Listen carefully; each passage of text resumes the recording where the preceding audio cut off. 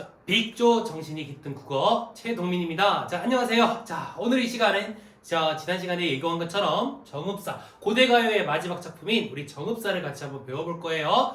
자, 일단 앞에서 배웠던 구지가, 공무도화가, 그리고 황조가 같은 경우에는 여러분들이 좀 내용이 짧았어요. 그쵸? 근데 정읍사는 내용이 짧진 않아요. 근데 사실은 내용으로 보면 길게는 보이지만 사실은 뭐 짧죠? 그죠? 하지만 정읍사는 조금 우리가 설명해야 될 요소들이 좀 많습니다. 그래서 여러분들과 함께 천천히 또 한번 준비를 하면서 정읍사 과정을 다시 한번 들여다보도록 할게요. 자, 먼저 정읍사라고 하는 건요, 일단 제목이 좀 독특합니다. 정읍. 여러분들 아시죠? 이 정읍이라고 하는 건 지역 이름이에요. 그러니까 이 노래는 고대 가요 삼국시대에 정읍 지역에서 불려졌던 그러한 일이다. 노래 또는 불려졌던 그러한 일이다. 정읍에서 있었던 일이다라는 의미에서 바로 제목이 정읍사라고 되어 있고요. 자, 좀 작가를 보니까 좀 또 독특해요. 공무도화가도 백수광부의 아내였는데 이번엔 어느 행상인의 아내가 됩니다. 그러니까 행상인이라고 하는 사람은 어떤 사람이냐? 상인입니다. 근데 어떤 사람이냐? 돌아다니면서 물건을 파는 그러한 사람들을 우리는 행상인이라고 얘기하죠. 그래서 내용 속에서 정확하게 구체적으로 누구인지 모르지만 내용 속에서 기다리는 남편이 행상인이구나 라고 하는 걸 알 수 있고요. 그래서 우리는 작가를 어느 행상인의 아내다 이렇게 이야기를 합니다. 자, 정읍사는요, 앞에서 봤던 내용에서도 우리가 물론 중요한 의의들이 있었지만 정읍사는 특히나 우리가 주목해야 될 요소들이 굉장히 많습니다. 어떤 거에 주목을 좀 해야 되는지 쌤과 같이 한번 보도록 할게요. 자, 정읍사는요, 일단 형식적인 측면을 먼저 볼게요. 자, 선생님이 여러분들 보시기 편하시라고 이렇게 여음구 그리고 후렴구 아시겠지만 이러한 어기야 같은 여음구나 어기야 어광돌이 아우 다롱들이 같은 후렴구, 자, 이런 것들은 의미가 없습니다. 그러니까 내용이 없어요. 단순히 그냥 운율을 형성하고 리듬감을 만들기 위해서 넣어놨다라고 하는 것이고요. 보시면 아시겠지만 이렇게 어기야 어광돌이 아우 다롱들이 이 말이 계속적으로 반복을 합니다. 형식적으로 한번 들여다볼게요. 자, 먼저 정읍사에서 우리가 형식을 한번 들여다보면 중요한 요소가 몇 가지가 있는데, 첫 번째는 이 후렴구나 여음구나 그 다음에 후렴구가 발달이 돼 있다는 겁니다. 여음구나 후렴구가 발달이 돼 있다. 이게 바로 포인트예요. 왜 중요하냐?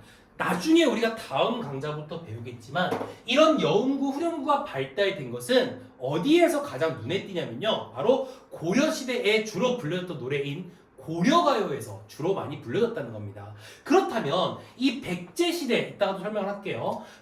삼국시대의 백제에서 불려졌던 이 노래의 이러한 여음구, 후렴구라는 형식이 우리는 또 추측을 할 수 있다는 거죠. 어디에다가 영향을 주었다? 바로 고려가요에 영향을 주었다라고 하는 것을 우리가 짐작해서 볼 수가 있는 것이고요. 또 하나 더 있는데요. 이게 굉장히 중요한데, 자, 여기 보시면은 어기야 또는 어기야 어강돌이 아우 다롱딜이라는 여음구와 후렴구를 제외하고 나서 한번 볼게요. 그러면 선생님 그냥 내용만 읽어볼게요. 달아 높이곤 도두샤 머리곤 비초오시라 제제 너러신 거요 증대를 디디올세라 어느이다 놓고시랴 내 가운데 점글을 세라. 선생님이 지금 읽는 것이 여러분들한테 굉장히 익숙한 하나의 문학 장르를 읽는 것 같아요. 바로 뭐가 되겠습니까? 시조입니다. 그렇죠. 그러니까 두 번째 형식적인 특징에서 우리가 주목해야 될 건 이 여음구 그리고 후렴구를 뭐하고 나면 제외하고 나면요, 마치 시조의 3장 6구 형식, 시조의 3장 6구 형식과 굉장히 유사합니다. 그러니까 이 3장 6구 형식에 뭐를 주었다라고 볼 수 있겠어요? 영향을 주었다라고 또 역시 우리가 추측을 해볼 수가 있지 않을까. 그래서 형식적인 측면에서는 정읍사는 이와 같은 요소에서 좀 중요한 의미를 띠고 있다는 겁니다. 그런데요, 정읍사가 우리의 문학에서 또 다른 중요한 의미를 띠고 있는 건 형식적인 측면 때문이 아니라는 거예요. 바로 뭐냐? 의의가 있다는 겁니다. 자, 어떤 의의가 있을까요? 선생님이랑 같이 한번 볼게요. 여기다 좀 쓸까요? 여러분들 보이시죠? 자, 의의를 보면요, 두 가지 정도의 의의가 있습니다. 의의라고 하는 말은 앞에서 설명했지만 가치가 있다는 거죠. 우리 문학사에 이러한 가치가 있다라고 하는 얘기인데요. 먼저 첫 번째로는요, 현재 전하는 것 중에 유일한 백제가요예요. 그러니까 백제 노래 중에선 우리가 알고 있는 노래가 정읍사 하나밖에 없다는 거죠. 그러니까 굉장히 가치가 높겠죠. 바로 현전하는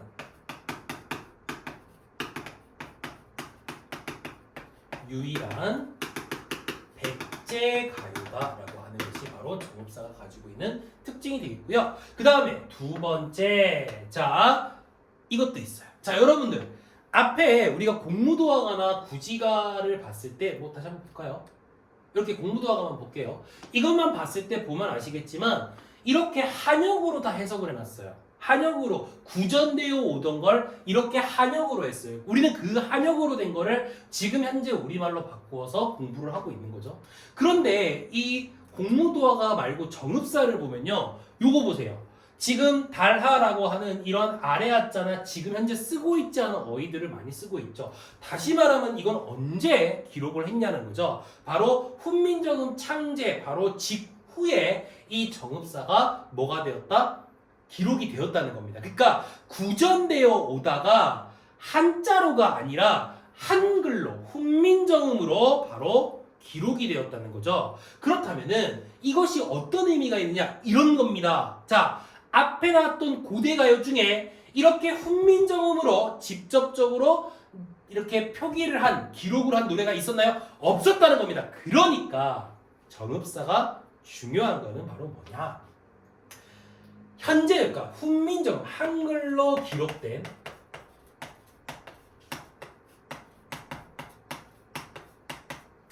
가장 오래된 노래다라고 하는 것이 바로 정읍사가 가지고 있는 의의가 된다라고 하는 거죠. 어때요? 문학사적인 가치로도 굉장히 뛰어나겠지만 뭐 이런 말들을 통해서 아 옛날에 또 이런 말들을 썼구나라고 하는 이런 의문론적 그러니까 언어론적인 관점에서도 좀 중요한 작품이 될 수가 있겠죠. 자 그러다 보니 예전에 썼던 말들이 꽤 많이 나와요. 그래서 그런 말들이 과연 어떠한 의미를 가지고 있느냐라고 하는 것도 정읍사라는 내용에서 주목해서 보실 필요가 있다라고 하는 겁니다. 자 형식적인 측면과 의의 이 두 가지 쌤이랑 같이 한번 봤는데요. 여러분들 꼭 기억해야 될 중요한 요소입니다. 기억합시다.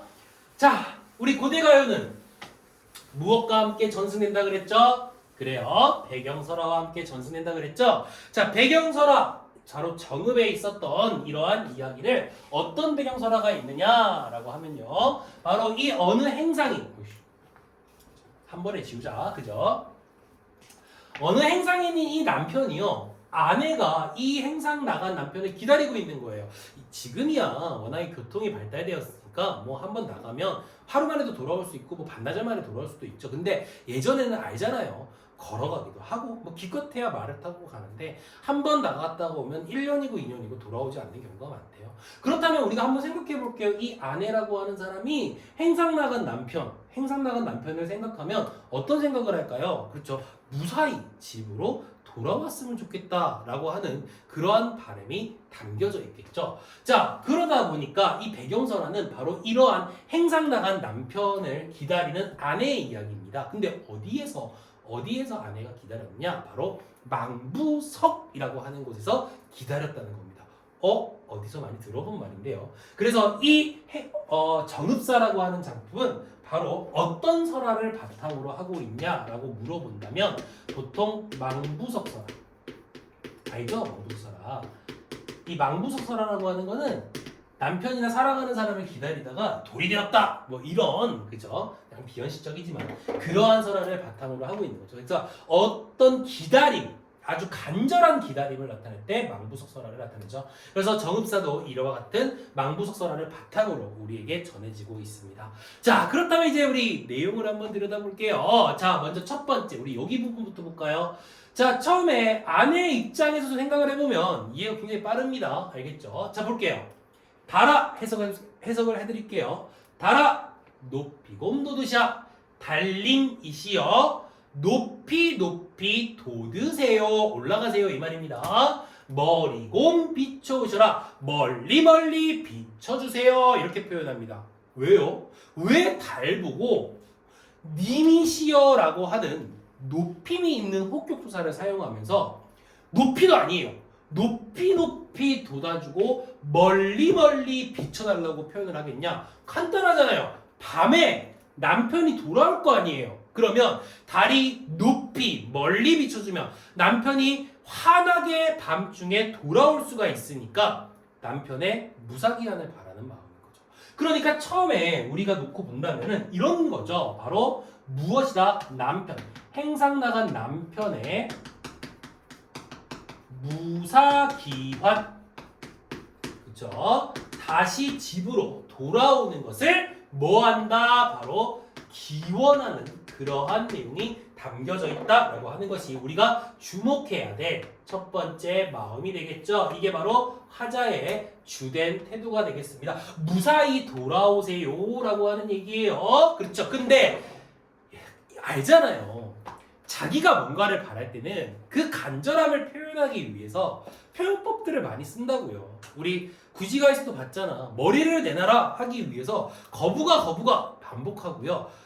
뭐뭐라라고 하는 명령형 어미를 사용한 것처럼 여기에서도 마찬가지 이 무사기한에 기원하기 위한 내용을 하기 위해서 여러 가지 표현법을 사용했다는 겁니다. 그 첫 번째, 근데 이게 뭐랑 또 관련이 있냐면요. 옛날 말과 관련이 있어요. 자, 볼까요? 먼저 첫 번째로 사용한 내용을 보면은 첫 번째, 선생님은 두 가지 정도로 이해를 할 수가 있는데, 자, 바로 이 말입니다. 뭐뭐 하라고 하는 말입니다. 그리고 또 뭐가 있냐? 뭐뭐 곰이라고 하는 말이죠. 여기에 보면은 뭐뭐 하, 뭐뭐 곰 이런 말들이 나오죠. 여기도 물론 곰이라고 하는 말이 나오죠. 자, 이 두 마디는 바로 남편의 무사기한을 기원하는 자신의 마음을 어떻게 하고자 하는 거냐면 강조하고자, 이러한 마음을 강조하고자 표현하는 겁니다. 왜 그럴까요? 무슨 뜻을 가지고 있을까요? 자, 볼게요. 뭐뭐 하라고 하는 말은요, 우리가 흔히 얘기할 때 얘를 뭐라고 부르냐면 높임이 있는 높임 혹격 조사라 그래요. 혹격 조사라 그래요. 그러니까 이걸 해석하면 어떻게 해석이 됐냐? 뭐뭐 님이시여 이렇게 해석을 한다는 거죠. 달님이시여 이렇게 해석하는 거예요. 달님이시여. 왜 달한테 님이시여 이랬을까? 간단하잖아. 달은 이 남편이 무사 귀환을 하는데 도와주는 친구거든요. 그러니까 나중에 설명을 해줄게요. 지금 일단 여기 집중하세요. 남편의 무사 귀환을 도와주거든요. 그러다 보니까 간절하잖아요. 제발 좀 도와주세요 해야지. 야, 도와줘. 달 도와줘. 누가 도와주겠니? 도와주세요 간절을 해야죠. 그러니까 이런 님이시여라는 높임 목격을 사용하는 거고, 그 다음에 이 곰이라고 하는 말은 지금 이제 안 쓰이는 말이 곰하니까 누가 나를 봐. 선생님 보지 마세요. 그치? 난 사람입니다. 자, 곰 하니까 이거는 뭐냐면 앞말 또는 앞어휘를 뭐 하는 거냐? 반복하는 겁니다. 그러니까 높이 그러면 높이 이렇게 해석을 하는 거죠. 머리는 멀리 지금 말로 하면 멀리 이렇게 해석을 하는 거죠. 곰이라고 하는 거예요. 그럼 알잖아. 얘들아, 왜 반복하죠? 여러분들 왜 반복하죠? 반복하는 이유가 간절하니까. 정말 높이 멀리 비춰달라고 간절하게 말하니까. 그래서 이와 같이 반복을 한다는 겁니다. 어때요? 여기만으로도 이미 남편의 무사기환을 기원하는 내용들이 담겨져 있죠. 그런데 이 부분에서 우리가 주목해야 될 아주 중요한 단어는 바로 하도 아니고 곰도 아니에요. 물론 얘네들도 중요하죠. 근데 이것보다 훨씬 더 중요한 게 이 녀석입니다. 바로 달이라고 하는 존재. 아이, 지금이야 달이 그냥 하늘에 떠 있는 그러한 요소라고 생각을 하죠. 그래서 우리가 지금 뭐 달한테 뭐 빌지 않잖아요. 물론 비시는 분들도 간혹가다 계시는데 아직도. 근데 달은 이제 우리가 과학이 발달되었기 때문에 어때요? 달을 보고 빌진 않아요. 근데 예전에 이 과학이 발달되지 않았을 때의 달은 어땠을까요? 어둠을 비춰주는 거예요. 어둠을. 물론 해는 대낮을 만들어주니까 더 고맙지만 이 달은 왠지 어둠을 비춰주기 때문에 부정적인 거를 밝게 해주는, 그렇죠, 그러한 요소로 많이 쓰이죠. 그러다 보니 이 달이라고 하는 존재는 전통적으로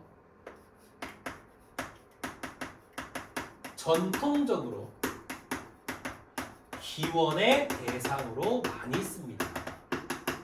그래서 예전 사극이나 그 다음에 옛날 드라마들을 좀 보면요, 이렇게 정화수 떠놓고 밤에 이렇게 하얀 소복 입고 막 비시는 분들 많잖아요. 뭔가 바랄 때 달님한테 비는 거예요. 하늘에다 비고 달님한테 비는 건데 전통적으로 바로 기원의 대상이에요. 그러니까 화자가 바라는 것을 꼭 이루어주길 바라는 요소가 되는 거죠. 중요한 거는 그러면 이 기원의 대상인 달이 어떤 기능을 하느냐가 우리한테 굉장히 중요하겠죠. 바로 간단한 기능을 합니다. 바로 뭐가 되겠습니까? 남편의 아까 앞에서도 말했지만 시적 대상인 남편의 무사기환을 그렇죠? 어떻게 해주는 게 된다? 이거 좀 지울게요. 여러분들 다 보셨죠? 무사기환을 바로 도와주는, 알겠지? 도와주는 그러한 존재가 된다라고 하는 겁니다. 그러니까 비는 거예요. 굉장히 중요하겠죠? 바로 달이 그렇다는 얘기입니다.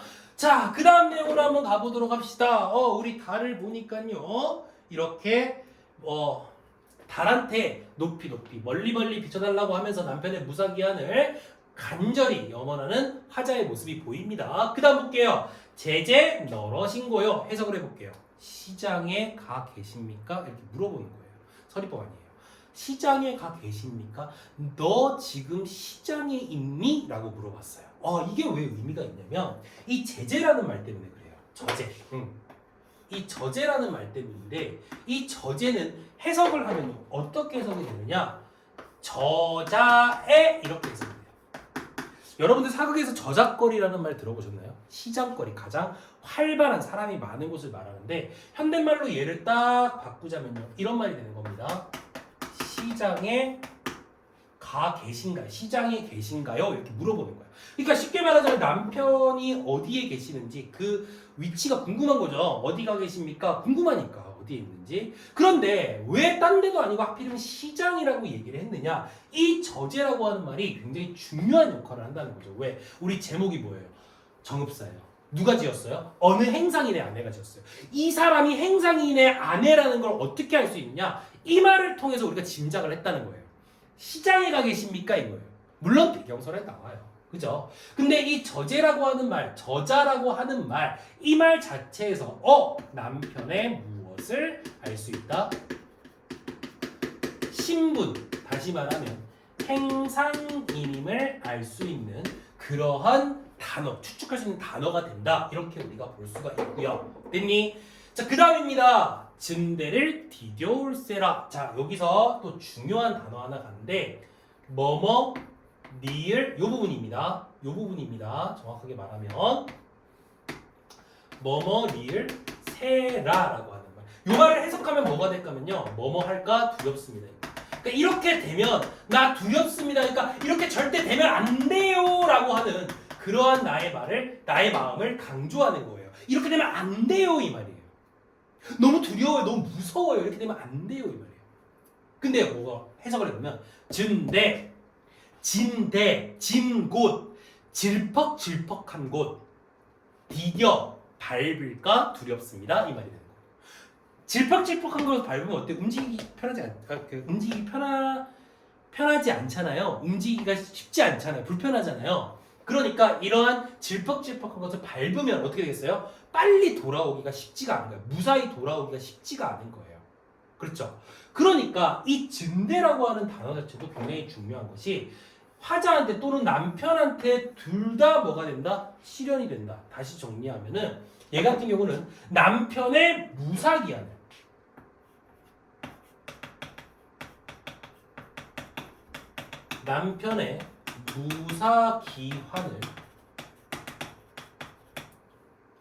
방해하는 존재가 되는 거죠.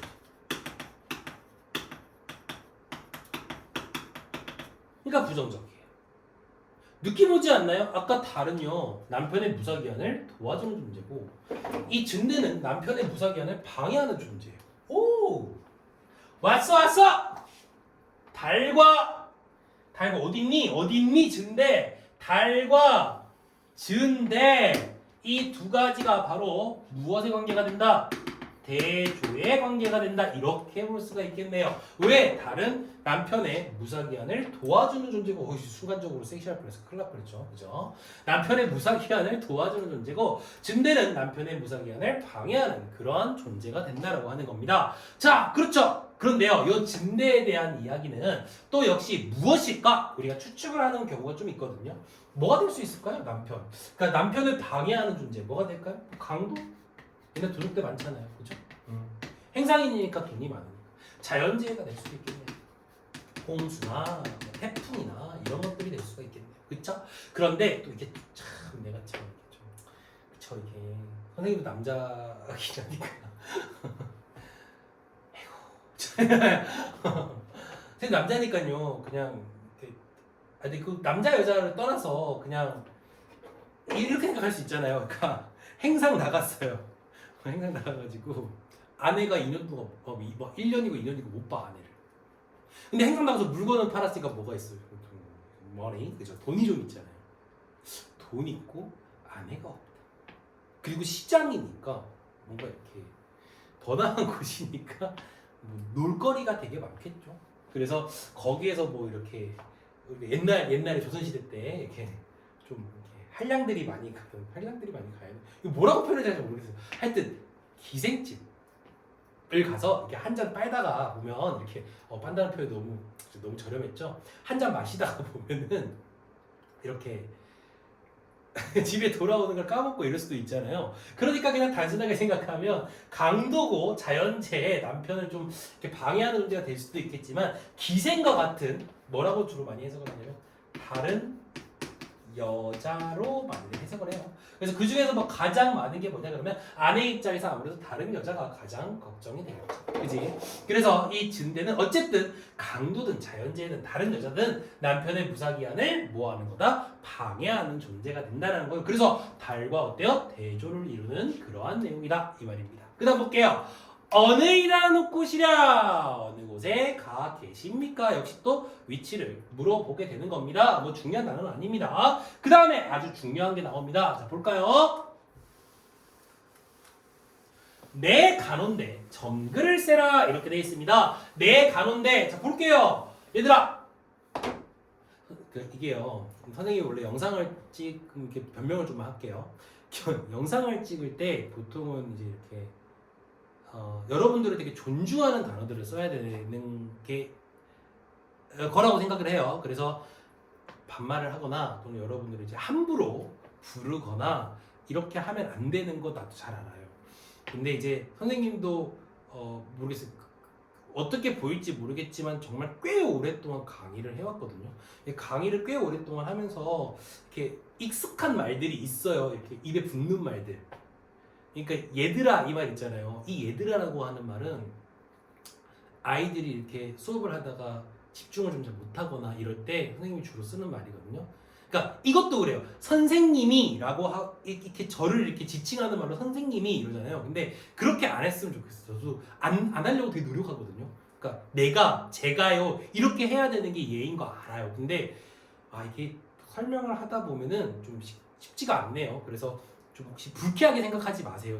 그냥 말버릇이에요. 그냥 얘들아 이것도 안 하려고도 노력은 해요. 그리고 선생님이 이 말보다는 제가 이런 말을 하려고 되게 노력을 할게요. 근데 혹시 듣다가 나 왜 어린애 취급하지? 이렇게 좀 불쾌하게 생각하지 않으셨으면 좋겠어요. 그렇죠?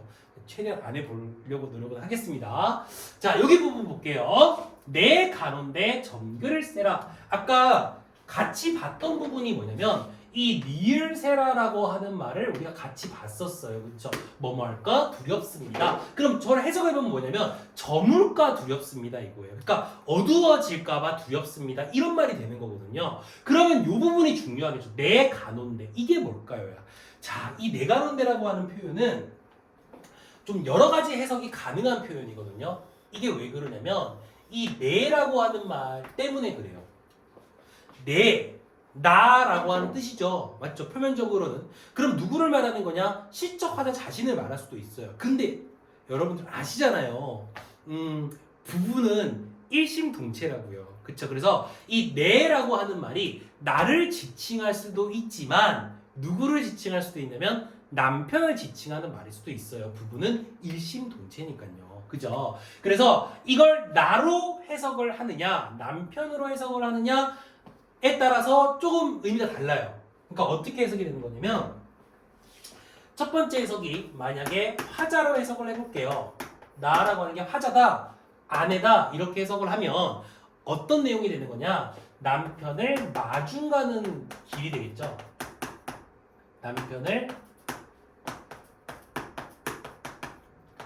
마중 가는 그러한 곳이 이렇게 되겠죠. 이렇게 해석이 가능하겠죠. 그런데 이걸 남편이라고 해봅시다. 그죠? 남편이라고 하면은 남편이 가는데 이렇게 얘기하잖아. 다시 말하면 돌아오는 길이 되겠죠. 그죠? 집으로